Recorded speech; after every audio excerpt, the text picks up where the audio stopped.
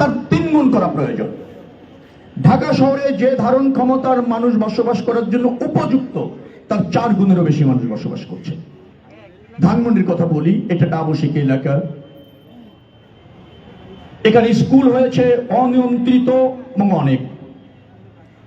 বেসরকারি বিশ্ববিদ্যালয় আছে যেটা এখানে হওয়ার কথা ছিল না, হয়েছে। হাসপাতালের নগরী হয়ে গিয়েছে। একটা আবাসিক এলাকার ধারণ ক্ষমতা থাকে, যে হারে স্কুল কলেজ হাসপাতাল হয়েছে এবং বাণিজ্যিক ব্যবহার বেড়েছে, এই ধানমন্ডি এলাকার পক্ষে এই লক্ষ লক্ষ মানুষকে অ্যাকোমোডেট করা খুব কঠিন। তাদের নিত্য প্রয়োজন, তাদের যাতায়াত, তাদের নিরাপত্তা, তাদের চলাফেরা, এই সবকিছু ভেঙে পড়ার উপক্রম। এই সমস্যার সমাধান কোন মেম্বার অফ পার্লামেন্ট উদ্যোগী হতে পারে, কিন্তু সমাধানটা রাতারাতি আমার কাছে মনে হচ্ছে না। আপনি কি পারবেন সবগুলি স্কুল বন্ধ করে দিতে? আপনি কি পারবেন এই সবগুলি হাসপাতাল অন্যত্র সরিয়ে নিয়ে যেতে রাতারাতি? অথবা সরকারের যদি নীতি নির্ধারণী কোনো ব্যবস্থা না থেকে থাকে, আমরা দিনে দিনে ধীরে ধীরে এই সমস্যাটা ধানমন্ডি এলাকায় জেঁকে বসেছে। ইবনে সিনার সামনে যদি যান, ওখানে চলাচল করা একেবারে দুরূহ হয়ে গিয়েছে। নামে হাসপাতাল, কিন্তু ওখানে নাই এমন কিছু নাই। যানজট তৈরি করা হচ্ছে সেবা খাতের নামে বলা হচ্ছে। আমি যেটা সিদ্ধান্ত নিতে চাই, প্রথম কথা হচ্ছে কিছু সমস্যা আছে যেটার জন্য আমার সরকারের দ্বারস্থ হতে হবে। কিছু ব্যক্তি উদ্যোগে করা যাবে যখন আপনারা পাশে থাকবেন। আমার মনে হয়েছে এই সমস্যা আপনি আমি জর্জরিত। আমি যদি আপনাদের ভোটে মেম্বার অফ পার্লামেন্ট হই, আমি বাইরের কেউ না, এই এলাকারই বাসিন্দা। অতএব যে সমস্যা আপনাকে পীড়িত করে, একই সমস্যা আমাকেও পীড়িত করে। আমি আপনাদের সাথে নিয়ে ঐক্যবদ্ধভাবে এই সমস্যাগুলি চিহ্নিত করেছি। সমাধান কিভাবে হবে তাও নির্দিষ্ট করেছি। শুধুমাত্র একটা নির্বাচিত সরকার হলে আমার জায়গা থেকে শতভাগ চেষ্টা থাকবে এই সমস্যাগুলি সমাধান করবার জন্য। আর যে সমস্যাগুলি সমাধানের জন্য রাষ্ট্রের হস্তক্ষেপ দরকার, সে ব্যাপারে আপনাদের প্রতিনিধি হিসাবে আমি পার্লামেন্টে এবং রাষ্ট্রে সক্রিয় থেকে আপনাদের প্রত্যাশা পূরণে ব্রত থাকব। যে আস্থা আপনারা আমার উপর রাখছেন অথবা রাখবেন, তার অমর্যাদা করব না ইনশাআল্লাহ। মাদক অত্যন্ত ইম্পর্টেন্ট একটা ব্যাপার। সবাই বলছেন মাদক বিক্রি হয় আড়ালে আবডালে অগোচরে, বন্ধ করতে হবে। অবশ্যই রাষ্ট্র চিন্তা করে, রাষ্ট্র চেষ্টা করে, প্রশাসনও চেষ্টা করে মাদক বিক্রি বন্ধ করার জন্য। আমাদের সামাজিক এবং ব্যক্তিগত উদ্যোগ থাকবে। আইন শৃঙ্খলা রক্ষাকারী বাহিনীকে আরো সজাগ করে মাদক বিক্রি সম্পূর্ণ বন্ধ করার চেষ্টা থাকবে। এর সাথে আমার আর 2টি বিষয় যুক্ত আছে। একটা হচ্ছে পরিবারকে সচেতন করার জন্য সামাজিক আন্দোলন দরকার। আপনি মাদক বিক্রি বন্ধ করবেন, আর মাদক সেবী বাড়ছে, বন্ধ করতে পারবেন? কোনদিন পেরেছে কেউ? 3টি কাজ করতে চায়। আর তৃতীয়টি হচ্ছে ইতিমধ্যে যারা মাদক সেবী হয়েছেন তাদের স্বাভাবিক জীবনে ফিরিয়ে আনা। অর্থাৎ নতুন করে যাতে মাদক সেবী না হয় সে ব্যাপারে পরিবার, পরিজন, সমাজ আমরা সবাই সচেতন থাকব এবং আরো বেশি করব, আপনার যেটাকে বলা হয় সতর্ক থাকব।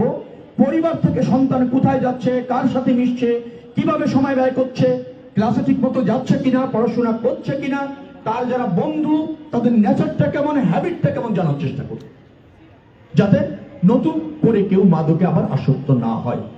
আর যারা ইতিমধ্যে আসক্ত হয়েছে তাদের জন্য আমার একটা কর্মসূচি থাকবে। যারা নিম্ন আয়ের, তাদের প্রয়োজনে ফ্রি ট্রিটমেন্টের মাধ্যমে স্বাভাবিক জীবনে ফিরিয়ে আনা যায় কিনা। যারা সক্ষম আছে তাদেরকে উৎসাহিত করে তাদেরকেও স্বাভাবিক জীবনে ফিরিয়ে আনার জন্য যে ট্রিটমেন্টের ব্যবস্থা আছে, যে রিহ্যাবিলিটেশনের ব্যবস্থা আছে, সেটা ইনশিওর করতে হবে। লাস্ট কথা হচ্ছে মাদক সেবীকে কেউ ঘৃণা করবেন না, অবহেলা করবেন না, তাচ্ছিল্য করবেন না, সামাজিকভাবে হেয় করবেন না। মনে রাখবেন, সে আপনার ভাই হতে পারে, বন্ধু হতে পারে। মাদক সেবা কিন্তু একটা ডিজিজ।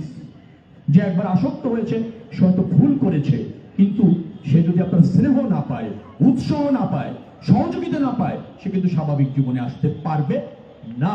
অর্থাৎ আমাদের এ ব্যাপারেও কিন্তু আমাদের সচেতন হওয়ার দায়িত্ব রয়েছে, তরুণদের, সব বয়সের মানুষের। যে একজন মাদক সেবী, তিনি একজন অসুস্থ মানুষ, তিনি হয়তো প্রতিবন্ধী হয়ে গিয়েছেন মেন্টালি ভাবে। আসুন আমরা তাকে আদর, সমাদর, স্নেহ, এবং সুযোগ দিয়ে তাকে সুস্থ করার চেষ্টা করি। এই উদ্যোগটা খুব জরুরি আমাদের দেশে। আমার অঞ্চলে অর্থাৎ ঢাকা 10 আসনে আমি ব্যক্তি উদ্যোগে হোক, সরকারি উদ্যোগে হোক, এই সমস্ত মাদকসেবী যারা স্বাভাবিক জীবনে ফিরে আসতে চায় তাদের জন্য বেশ কিছু সুযোগ সুবিধা নিশ্চিত করবে ইনশাআল্লাহ।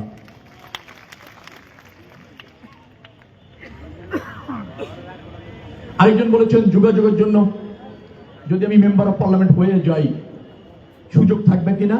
অ্যাপস এর মাধ্যমে যোগাযোগের প্রস্তাবনা দিয়েছেন, আমি এটা সাদরে আনন্দে অ্যাকসেপ্ট করে নিচ্ছি। অবশ্যই অ্যাপস থাকবে, অফিস থাকবে, নির্দিষ্টভাবে যোগাযোগ করতে পারবেন। আর সবচেয়ে বড় কথা হচ্ছে আমি আপনাদের প্রতিবেশী, এই ধানমন্ডির অধিবাসী, অতএব আমার সাথে যোগাযোগ করাটা খুব কঠিন কিছু হবে না। আমি আপনাদের দৌড় গোড়াই আছি, আপনারাও আমার দৌড় গোড়ায় আছেন। অতএব যোগাযোগ নিয়ে অতীতের যে অভিজ্ঞতা, 17 বছরে ইলেকশন ছাড়া মেম্বার অফ পার্লামেন্ট হয়েছে, আপনাদের সমস্যা ধারণ করারও প্রয়োজন হয়নি, আপনাদের কাছে আসারও প্রয়োজন হয়নি। অতএব কোনটা না করে যদি মেম্বার অফ পার্লামেন্ট হয়ে যাওয়া যায় ভোট ছাড়া, নিশ্চয়ই তার দায়িত্ব থাকে না। সেটা গত 17 বছরে ছিল। এর আগে যারা মেম্বার অফ পার্লামেন্ট হয়েছেন তারা কেউই এই ঢাকা 10 আসনে বসবাস করতেন না বিধায় তাদের দেখা পাওয়া যায়নি। আমি যেহেতু এখানকার স্থায়ী বাসিন্দা, আমি আপনাদের প্রতিবেশী, ভাই, বন্ধু, শরীর, অতএব আপনাদের দৌড় গোড়াতেই আমি আছি। আরেকজন বলেছেন 6 মাস পর পর এরকম মিটিং করে কি করণীয়, সমস্যা কি আছে জানবো কি না। আমি তো ভয়ই পাচ্ছি 6 মাস পর আসার পর সরকার গঠন করে আপনাদের সম্মুখীন হওয়াটা কতটুকু চ্যালেঞ্জিং হবে সেই ভয়ে তো আমি ভীত আছি। তার কারণ হচ্ছে আমরা সম্ভাবনার কথা বলি, আমার রাষ্ট্রের সীমাবদ্ধতা কথাটা অনেকেই জানি না। সবচেয়ে উল্লেখযোগ্য অর্জন কি বলে রাখি, আমরা একটা নতুন বাংলাদেশ বিনির্মাণ করতে চলেছি। রাতারাতি সুফল পাওয়া না গেলেও আপনাদের মতো সাহসী তরুণরা যদি সজাগ আছে, আমাদের পাশে আছে, আমরাও জাতির উদ্দেশ্যে করণীয় নিয়ে জনগণের অবাধ ভোটে রাষ্ট্র ব্যবস্থাপনা করার আশা রাখছি।